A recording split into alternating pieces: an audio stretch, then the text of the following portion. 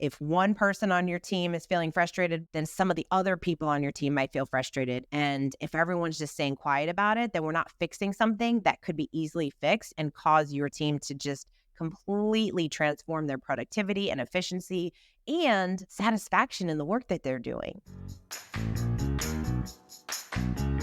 This is Lead with Culture. I'm Kate Volman, and on this episode, we are talking about how to improve your team's efficiency with 3 questions. As leaders, it is our responsibility to help our team grow. It is our responsibility to make sure that everyone on the team understand the mission and vision of the organization and that we're all working towards that vision, that we're all accomplishing great things together. And when it comes to people in leadership, the biggest problem is people, right? Like people problems and dealing with people, all different types of personalities, all different ways in which people work, which is why it's so helpful for us to leverage tools like personality assessments. So we really get to know our people. The more that we know our people, the better leaders we can become because we know how they work, we know how to communicate with them better. And so as leaders, we have to constantly be focused on, okay, does my team have everything they need to be successful? And how can I lead them more efficiently?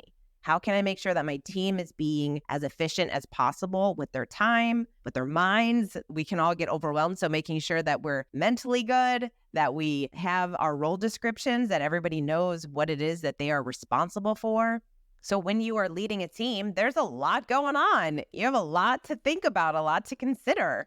And this is one of the reasons why quarterly performance reviews is so important.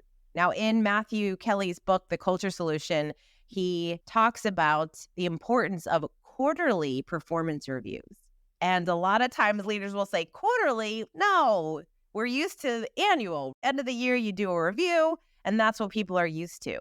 But quarterly reviews are an incredible way to stay connected with your people. Now, obviously, you should be connected to your people because you're coaching them on a regular basis consistently. This shouldn't just be something that comes out of nowhere where people feel like they're given feedback and they have no idea where it's coming from. So the more communication we have with our teams and your direct reports, of course, the better that it's going to be. So people don't feel thrown off when you come to them with a challenge or something that might be going wrong.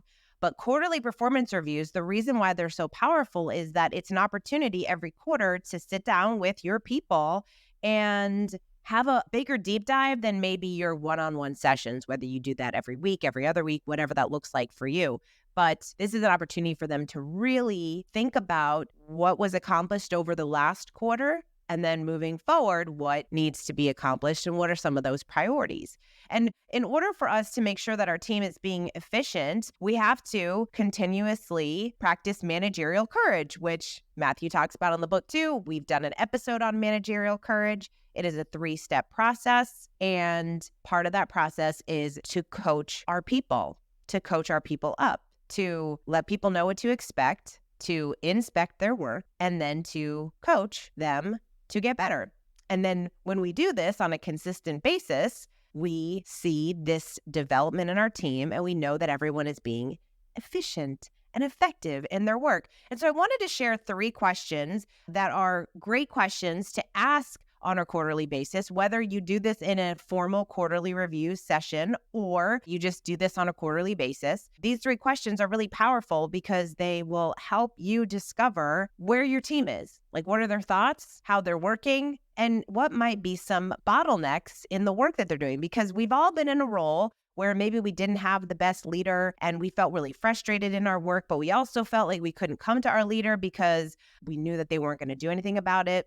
So we all come in and we are all working. We all have a different lens in life. We all have different experiences of how we've experienced different roles in the past that take us in the role that we are in today. And so if you lead a team, these are 3 questions that you can start asking your team members every quarter and just watch what happens. Just see what is uncovered. You might be surprised. Okay, so question number 1 is, how do you feel you add the most value to the team?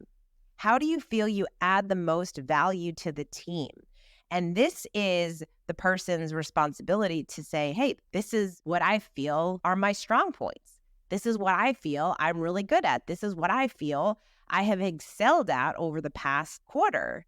And it's helpful for us to recognize this because as the leader, you might say, yep, we're on point and I see the same thing. I feel like you provide value in that way.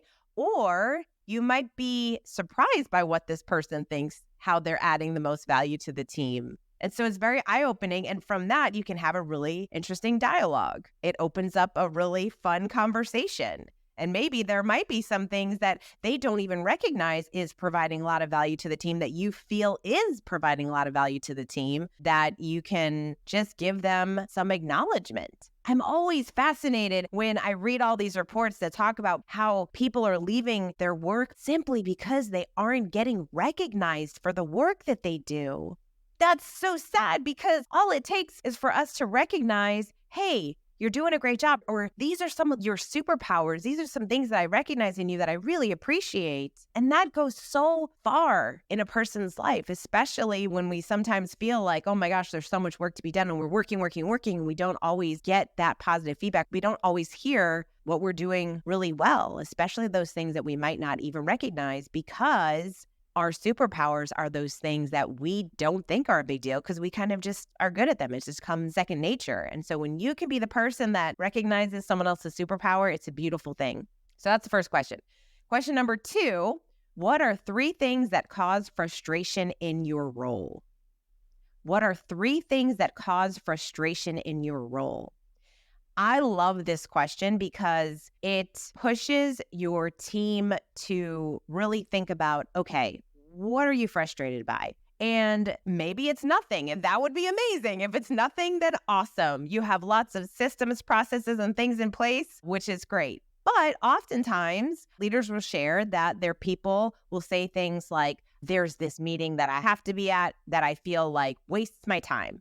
I don't say anything. I don't think the information is relevant. Or maybe there's some type of bottleneck. And this is where we have to, as leaders, be open to feedback ourselves because sometimes people are frustrated because they can't get their work done because they are waiting on something from their leader. They're waiting for their leader to get back to them on a report or an email or whatever it is. And so communication might be a frustration for some of your people, but we have to offer the opportunity for our team members to share with us what's going wrong. What are some things that are causing you frustration in your role? And when they're easy things to fix, we get to fix them. And if they're things that might be a little bit more challenging to fix, we get to at least start that conversation and dialogue and figure out, okay, what can we do to alleviate this frustration so that you can do your best work? Because ideally, that's what we want to have our people do is create an environment in which they can do their best work. That is our role as a leader, to help them grow, give them the tools necessary to do their best work and accomplish the mission of the role that they're in. So for this question, we have to let go of ego. We have to let go of ego so that we're not just asking this question to ask the question, but we are genuinely asking so that we receive the feedback, even if we feel a little uncomfortable or even if there might be some things that we're going to change within the organization, within the processes and the systems. And what's so great is that this is why in the culture solution, Matthew shares the second immutable principle of a dynamic culture is mission is king. Why? Because in these conversations, some of the things that we might need to quote unquote fix in the organization, it always comes back to what is best for the mission of the organization. When we're making changes and we're making decisions on the processes and systems and what we're doing in the work that we do, then we base it around the mission. What's best for the organization? What's best to fulfill the mission of the organization? And so this is a great question because we start to see some things that if one person on your team is feeling frustrated by, then some of the other people on your team might feel frustrated.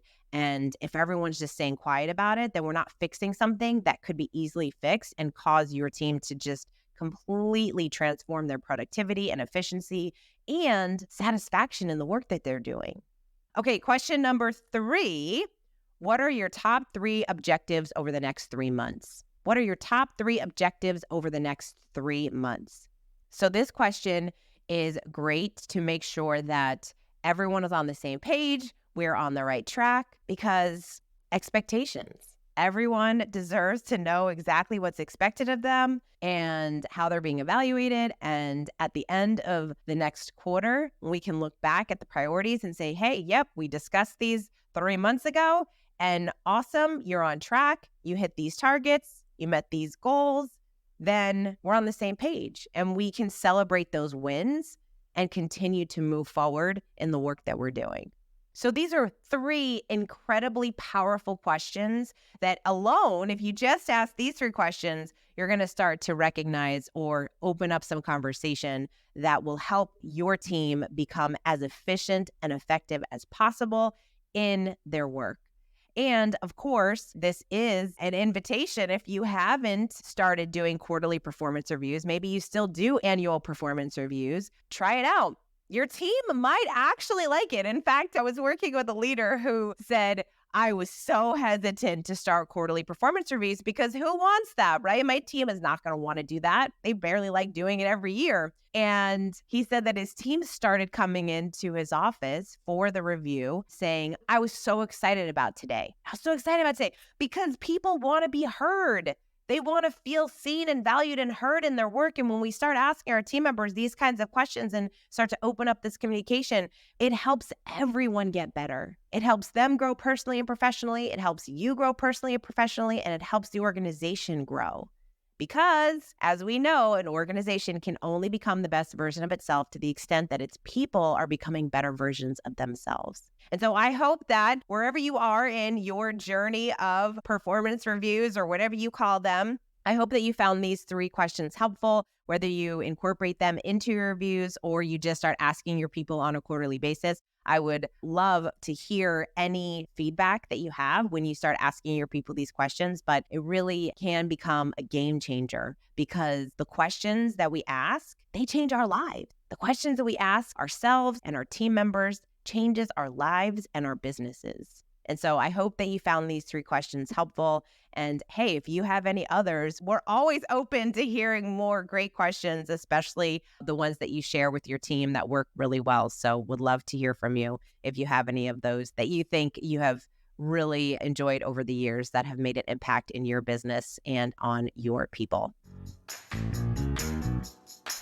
Thank you so much for listening to this episode. We so appreciate you. And hey, if you are interested at all in coaching, we work with a lot of leaders around stuff like this on performance reviews and what that looks like and how to make sure that mission is king. And we work through all the 6 immutable principles of a dynamic culture with a lot of the leaders that we work with, especially in our culture coaching that we do. So if you're interested in learning more, would love to have a conversation with you, you can just go to floydcoaching.com. Thank you again for listening. And until next time, lead with culture.